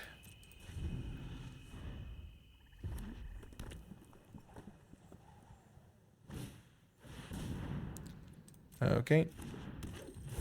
We will thrill. Get rid of a Gorehorn. Immediate regret, as they say, but such is life. Not really immediate regret. We kind of needed to do that. Now our stab can do some work, maybe. They're incentivized to play creatures pre-combat.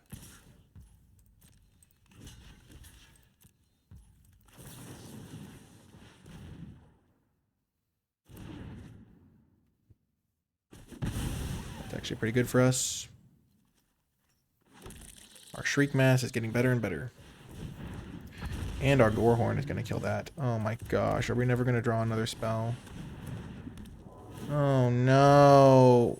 Okay, that was actually pretty good. We got rid of 3 lands there. Ooh. I wish I hadn't had to use my Thrill there, but I think I needed to try and guarantee a curve out.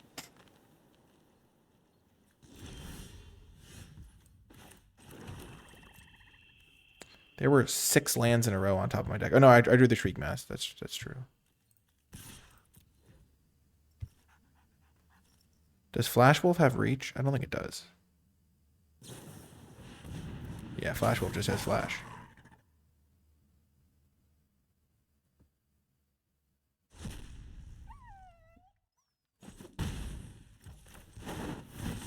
Monster. I'm actually going to kill Flash Wolf rather than 2/2 flyer.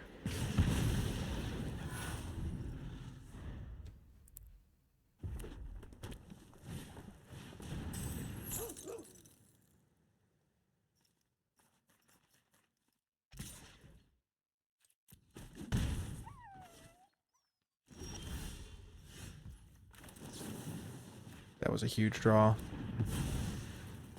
Unlocking the true power of the Billower. We're billowing! We're billowing to the victory line! Come on! This time I'm actually just going to get rid of 2 creatures. We're billowing our way to victory. Oh my gosh. Come on, Shriek Mask. You can do it. Come on, Shriek Mask. Oh my gosh. They only have 1 card in hand. Please don't be good. We can do it. We can still get the trophy. Oh, that's actually a sweet synergy.